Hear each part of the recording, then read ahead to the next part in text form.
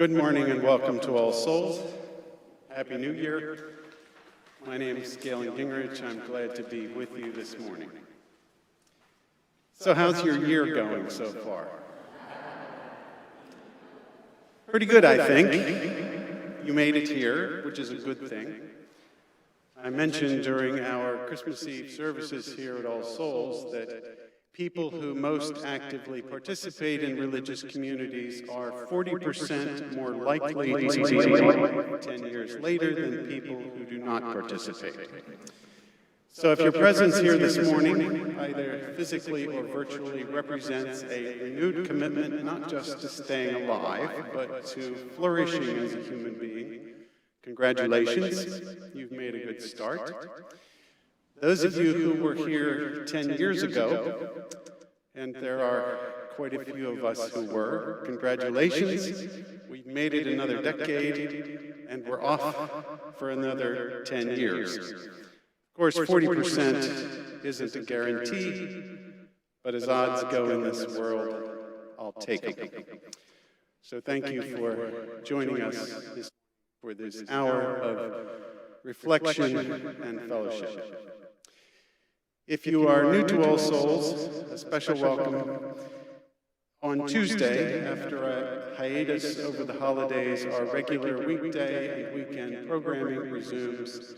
You'll get an email each morning at 8 o'clock detailing the opportunities. If you don't get such an email, info@allsoulsnyc.org will connect you and get you on the email list. On your way out of the sanctuary after the service, you might give a special greeting and farewell to Robert Wallner, who leaves us today after 4 years as our membership assistant. He is beginning the new year by beginning anew in another role. He's been the face and voice of All Souls' welcoming presence in the vestibule, online, and on the phone for 4 years. We will miss him tremendously, so please wish him Godspeed and ask him to come back and visit often, okay? For most people in most of the world, the celebration of the New Year is a secular occasion. In the Jewish tradition, however, it takes place as part of the Days of Awe, a 10-day period of reflection and renewal that begins with Rosh Hashanah and ends with Yom Kippur. Our opening words this morning come from a poem by the noted American poet Catherine Lee Bates, who also penned the words for the hymn America the Beautiful. The first prominent Jewish poet in the U.S., Bates also wrote a poem for Rosh Hashanah, the Jewish celebration of the New Year. This is an excerpt from her poem titled The New Year. Long foretold by those prophets old, the sun, the moon, and the stars, the new year waits at time's high gates and clashes the golden bars. And the soul of the world awakens and gropes in a twilight wonder of fears and hopes, as a new wave breaks on the beaten shores, and a new foot falls on the trodden floors, and a new year stands with uplifted hands in the light of the opened doors. Long foretold in the morning cold with pain and music and mirth, the new year gleams on the broken dreams of the fast revolving earth. A secret, a change, and a mystery, what hath not been and what is to be, nourished and cherished and hidden away, saved by time for this ripening day, to work a deed forever decreed, and a mission it must obey. With the hope that we will be faithful to the mission we are called to on this day, I invite you to rise with me as you are willing and able, and repeat with me our bond of union. In the freedom of the truth and in the spirit of love, we unite for the worship of God and the service of all. Please be seated.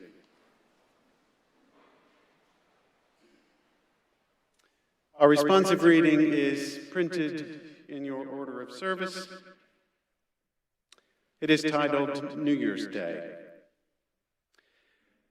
The 1st of January is another day dawning, the sun rising as the sun always rises, the earth moving in its rhythms.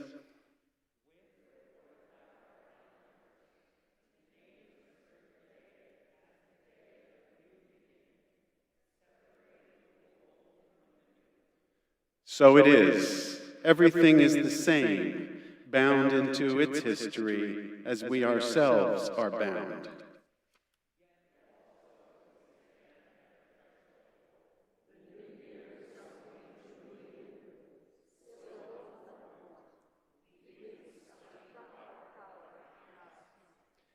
What shall we do with this great gift of time, this year?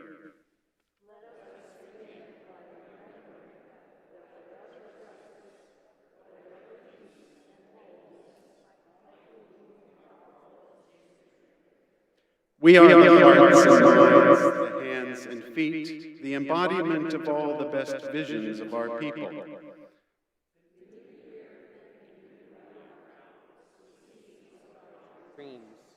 Let us take a step forward together onto new ground.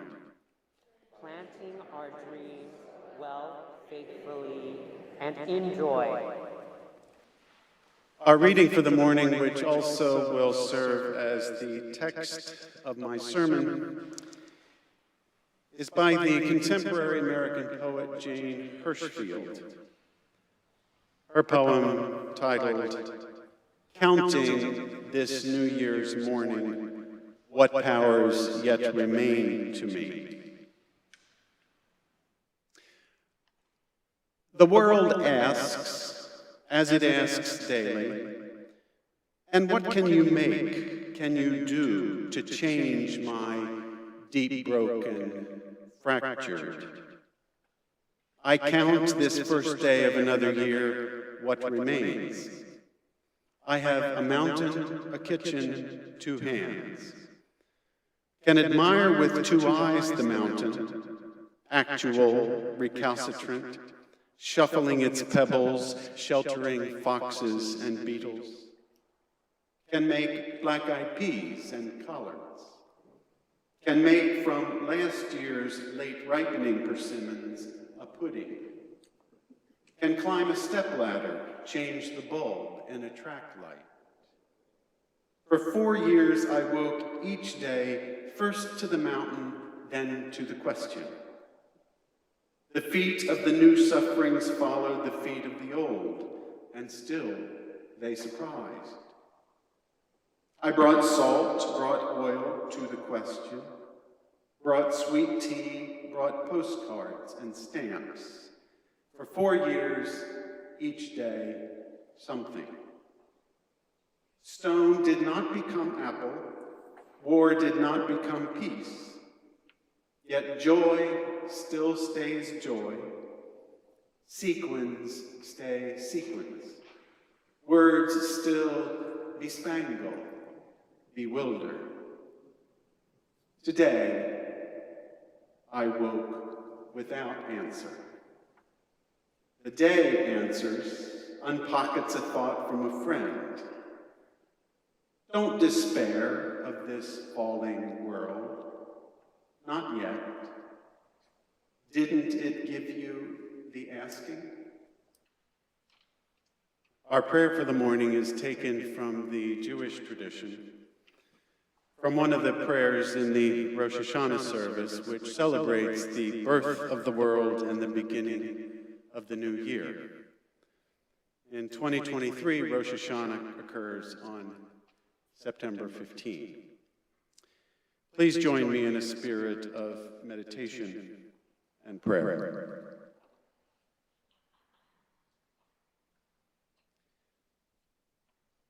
We give thanks that we have been called to the service of life. May our eyes be open to its nobility and its sacred opportunities for service. May we have the grace to show forbearance toward those who offend us. When wrong and injustice sadden our hearts, may we seek shelter in knowledge, truth, and compassion. May no trial, however severe, embitter our souls or harden our hearts. May we work for the day when the world will no longer know injustice and hate, but will know only love, peace, and mercy. May that day come sooner rather than later. May the bonds of love and friendship be strengthened among all peoples. May love of life be known and shared by all. Hear these, our New Year's prayers. Amen. The contemporary American poet Jane Hirshfield's first published poem appeared shortly after she graduated from Princeton in 1973. She was a member of the university's first graduating class to include women. Although the poem won her an award as a promising young poet, she put aside her writing to study at the San Francisco Zen Center for the better part of the next decade. She said, "I felt that I'd never make much of a poet if I didn't know more than I knew at that time about what it means to be a human being." She added, "I don't think poetry is based just on poetry. It is based on a thoroughly lived life." In recent years, Hirshfield's poetry has increasingly focused on the sciences and especially the climate crisis. She has been poet in residence at a neuroscience research program in California and at an experimental forest in Oregon. In 2017, she founded Poets for Science, an interactive exhibit of science poems that has traveled to venues across the country. Perhaps not surprisingly, many of Hirshfield's poems hinge on a moment of insight involving the natural world. Her poem titled "Counting This New Year's Morning, What Powers Yet Remain to Me" served as our reading for the morning. It begins, and I invite you to listen to the first part of the poem again. The world asks, as it asks daily, "And what can you make, can you do, to change my deep, broken, fractured?" I count this first day of another year what remains. I have a mountain, a kitchen, 2 hands. Can admire with 2 eyes the mountain, actual, recalcitrant, shuffling its pebbles, sheltering foxes and beetles. Can make black-eyed peas and collards. Can make from last year's late ripening persimmons a pudding. Can climb a stepladder, change the bulb in a track light. For 4 years, I woke each day first to the mountain, then to the question. The poem opens on New Year's Day. According to the title, the task of this particular day is to count what powers remain in the face of what has been deep broken and fractured. The poem doesn't say what's been broken and fractured, But whatever it is, it's mountainous. A looming presence the poem describes as having a recalcitrant actuality. In other words, whatever has been broken and fractured is truly broken and fractured, and it's going to be hard to change it for the better.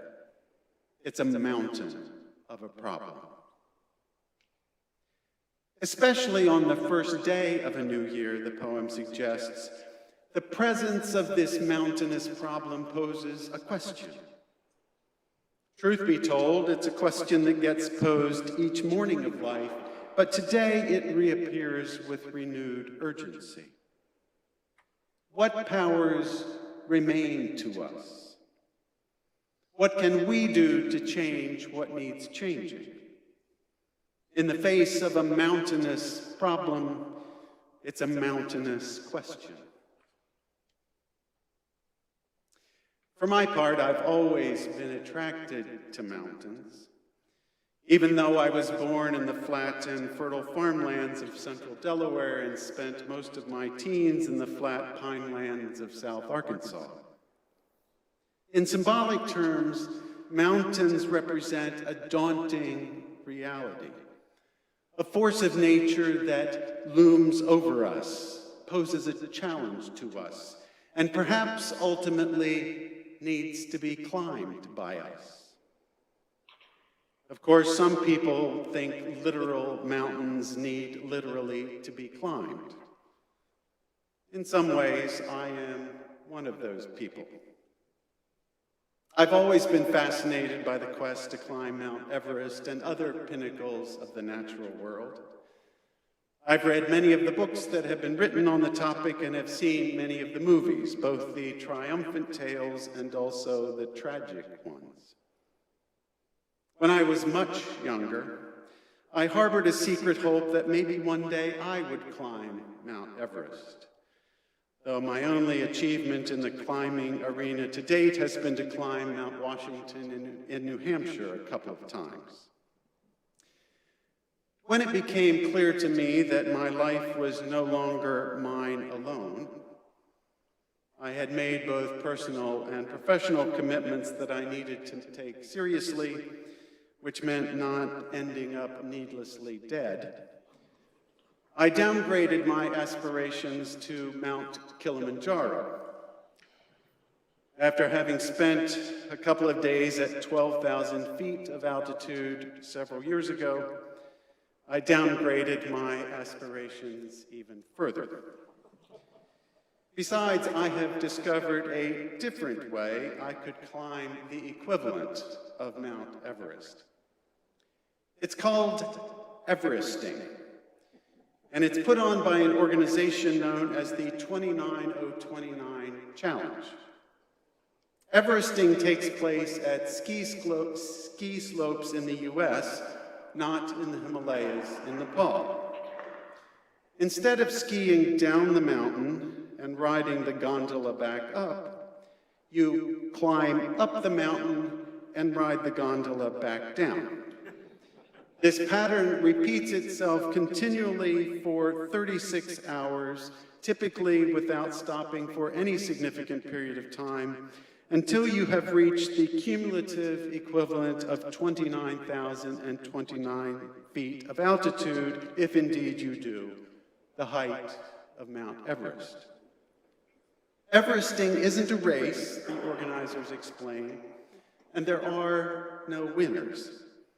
There are no podiums, no age or gender groups or race categories. Your only goal is to ascend the mountain more times than you probably thought possible. The organizers recognize that hiking up the same mountain repeatedly is not easy. But they say anything worth achieving rarely is easy. You don't have to be a marathoner or Ironman to finish the 29029 challenge. Rather, they say it's an event for those who want truly to live. I wake each day first to the mountain, the poet says, then to the question, What can I do with the powers that remain to me?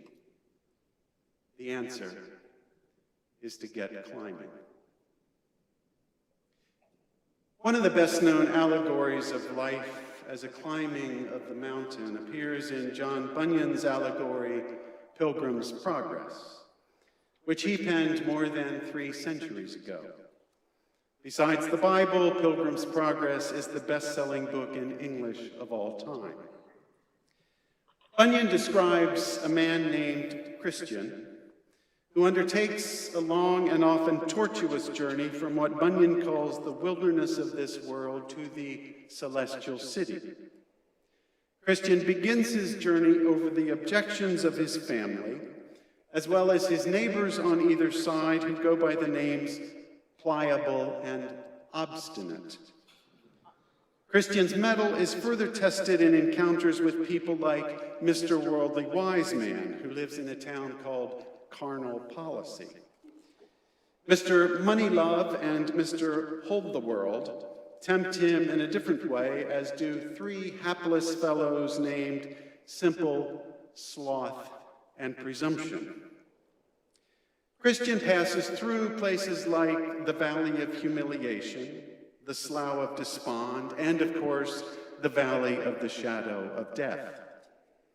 He survives Doubting Castle, which is home to a giant named Despair, and he resists the allure of a town called Vanity Fair, a spectacle of ostentation and frivolity that had not yet been turned into a magazine.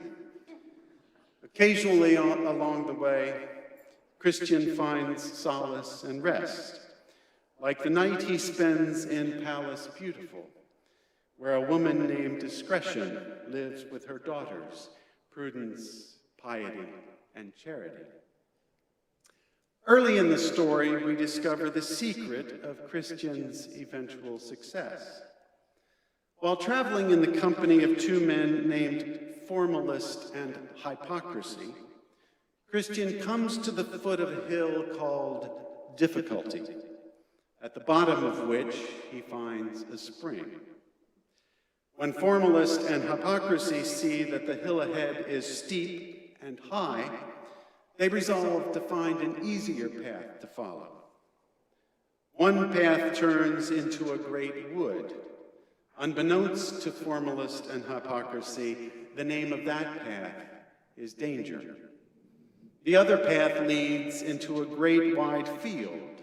This path is called Destruction. Christian, however, resolves to follow a narrow path that goes straight up the hill.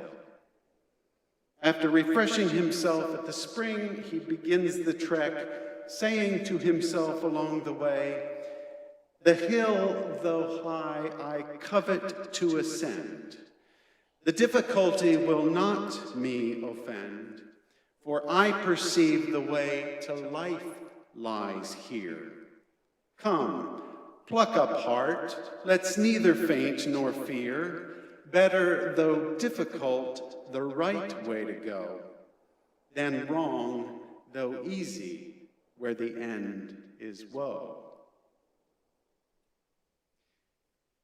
To climb whatever mountains life puts before us takes commitment and the persistence to keep climbing, no matter what.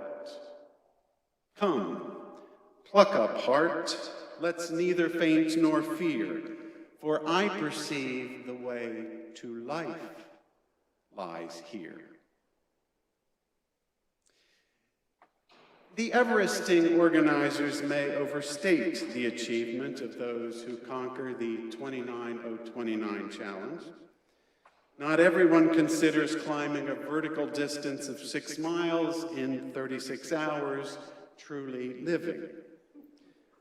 But the cyclical nature of the 29029 climb gets the symbolic challenge of climbing the mountains in our lives exactly right. The question gets posed not once, but repeatedly, not just on New Year's Day, but every day. Are we going to take the next step with what powers remain to us? In symbolic terms, at least, as Bunyan insists, our willingness to climb whatever mountains we need to climb is indeed the way to life. In the face of whatever mountainous task looms before us, whether personal or political, whether professional or environmental, whether emotional or spiritual, we ask ourselves what powers remain to us, no matter what age we are or what shape we find ourselves in. What can we do today with the powers that remain to us? I have awoken hungry, the poet says, and I can make black-eyed peas and collards, a pudding from persimmons. I can climb a stepladder and change a burned-out light bulb. I have salt and oil to use and sweet tea to drink. I have postcards and stamps to convey my hopes and wishes to others. Make no mistake, the poet says, my powers are not fully equal to the needs of a broken and fractured world. Stones will not turn into apples because of my actions, nor will war magically become peace. Even so, the experience of joy remains joyful, and what's dazzling and wonderful about the world remains dazzling and wonderful. The beauty of the world and the joy that remain motivate us to continue the climb. Each day we awaken first to the mountain, then to the question. The poem concludes with the admonition that we should not despair of this falling world, not yet. It gave us what it had to give, the mountain and the question. Each day, life invites us to renew our purpose and embody our commitment. The climb is long and often hard. The willingness to continue keeps us moving toward our goal. The key is persistence. Never give up. Also, don't allow yourself to ask whether you're going to keep on climbing. Christian didn't pause each morning to see if there was another destination that looked more appealing or less strenuous. He just kept going. If we ask ourselves each day whether we want to do something that takes a lot of effort, the answer will sometimes and maybe often be no. So don't ask the question. Don't decide. Just do what needs to be done.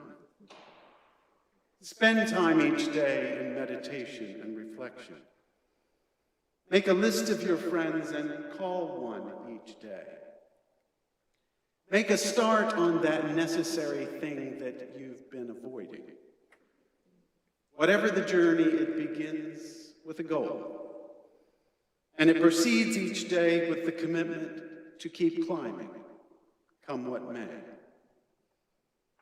In Bunyan's tale, Christian eventually made it to the top of the mountain. Time will tell whether I eventually make a climb of 29,029 feet. But by taking another step upward each day, and then another, and then another, we give ourselves the chance of reaching the top.